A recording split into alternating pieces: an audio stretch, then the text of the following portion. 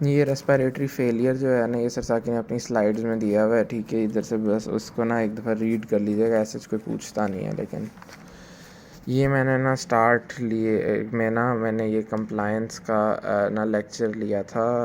ये किसका, निंजा का लिया था। निंजा ने अच्छी पढ़ाया था ये कंप्लायंस का। उसने बताया था कि कंप्लायंस की लंग्स के अंदर कौन कौन से फाइब्रस टिश्यू हो जाए, तो ये निंजा का लेक्चर भी लिया जाता है। एम्फिजिमा जो है उसमें कंप्लायंस बढ़ेगी, इलास्टिसिटी कम होगी, तो ये ले लीजिएगा।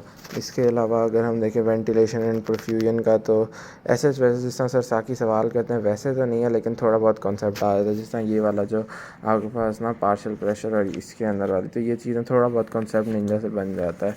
तो चाहें तो कर लें, नहीं तो ना भी करें तो कोई मसला ऐसे नहीं होगा आपको, ठीक है। अब हम स्टार्ट करें तो इधर से आपको सिर्फ सिर्फ इन मसल्स के नाम पता होने चाहिए कि मसल्स ऑफ एक्सपायरेशन क्या होते हैं, इंस्पायरेशन क्या होते हैं। ये आप थोरेक्स में भी पढ़ोगे, यहाँ पे भी पढ़ोगे।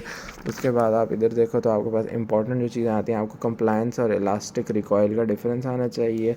प्लूरल प्रेशर यूनिवर्सिटी क्वेश्चन है, इंपॉर्टेंट है। एल्वियोलर प्रेशर यूनिवर्सिटी क्वेश्चन है, इंपॉर्टेंट है। डेफिनेशन आनी चाहिए। इसके अलावा ट्रांसप्लूरल प्रेशर, आपको ट्रांसपल्मोनरी प्रेशर आना चाहिए, ये भी यूनिवर्सिटी क्वेश्चन है। ये तीनों आते हैं और साथ में इसकी ये डायग्राम भी बनाने के लिए आते हैं, ये भी यूनिवर्सिटी क्वेश्चन है। यहाँ से फिर वो कंप्लायंस स्टार्ट हो जाता है, सारा का सारा करना है। यहाँ पे ये वाली जो है ना, इसमें इन्होंने दिखाया हुआ है कि आपके पास ना जो ये थी ना सेलाइन फील्ड, इसकी कंप्लायंस ज़्यादा हो गई है, और ये जो है ना आपके पास ये कंप्लायंस कम हो गई। बच्चे समझते हैं कि ये मोटा है तो इसका मतलब इसकी कंप्लायंस ज़्यादा, नहीं, लेकिन इसकी कंप्लायंस जो है वो ज़्यादा है। तो यूँ करके अब आपको समझ आनी चाहिए। इसीलिए कह रहा हूँ कंप्लायंस का कॉन्सेप्ट अच्छे से लेना है कि सरफेस टेंशन का कंप्लायंस से क्या रिलेशन होता है, सरफेस टेंशन होती क्या है, ये भी आपको सब बात आनी चाहिए है, ठीक है। फिर ये था ये वाला यूनिवर्सिटी क्वेश्चन में 7 सवाल आता है कि factors that decrease lung compliance, तो ये वाले आपके पास ये फिरदौस में लिखा हुआ था। ज़्यादातर चीज़ें मैंने इसके अंदर फिरदौस से भी लिखी हुई हैं, ठीक है। यहाँ से एमसीक्यू उठ के आता है टाइप 2 एल्वियोलर सेल्स वाला, और इसके अंदर क्या क्या चीज़ें हैं ये पूछा जाता है। उसके बाद नीचे ये रेस्पिरेटरी डिस्ट्रेस सिंड्रोम, यहाँ पे सही से नहीं लिखा हुआ था, ये मैंने फिरदौस से ही चीज़ें इसके ऊपर रेस्पिरेटरी डिस्ट्रेस सिंड्रोम और पल्मोनरी एडिमा यहाँ पे थोड़ा बहुत लिखा था, तो ये फिरदौस से देख लीजिएगा। बाकी सबको सिर्फ रीड करिएगा। यहाँ पे ये ना 120 100-110 जो कंप्लायंस दी हुई है वो आपको आनी चाहिए, और यहाँ पे जो ना 120 बल्कि 200 दी हुई है, ठीक है। तो अब वो किस तरह है कि उन्होंने यहाँ पे जो बताया हुआ है कि आपके पास ना लंग की ये है, और यहाँ पे लंग प्लस थॉरेक्स पूरा सिस्टम जो है ना उसकी -10 है। तो ये क्यों है, ये वजह के साथ पता होनी चाहिए। फिर अगला ये बहुत इंपॉर्टेंट सवाल आया था, ये बनाने के लिए आया था, यूनिवर्सिटी क्वेश्चन है, ठीक है। ये जब आप समझ लो ना तो आपके लिए ये भी वैल्यूज़ भी याद करना कोई औखा काम नहीं है, और आपको बहुत आसानी से रहेगा, ठीक है। ये इस तरह करके मैंने बनाया हुआ था।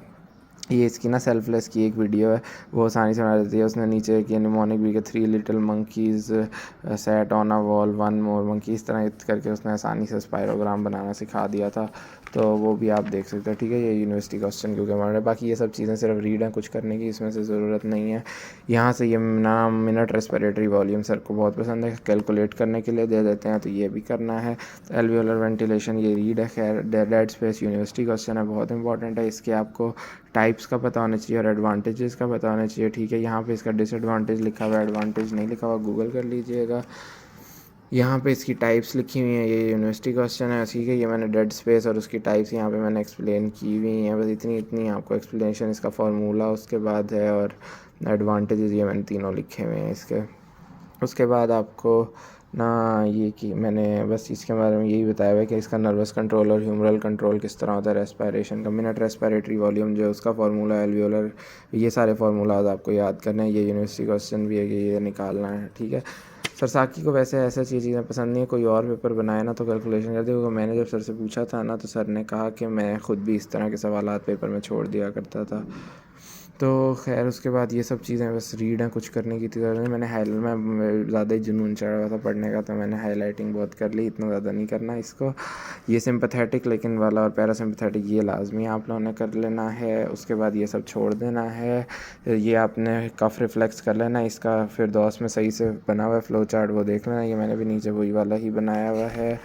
उसके बाद ये स्नीज़ रिफ्लेक्स जो है इसका भी बना हुआ है फिर दोस्त में, वहाँ से देख लीजिएगा। नॉर्मल रेस्पिरेटरी फंक्शन और ये सब छोड़ दो, कुछ नहीं करना, ये भी कुछ नहीं करना।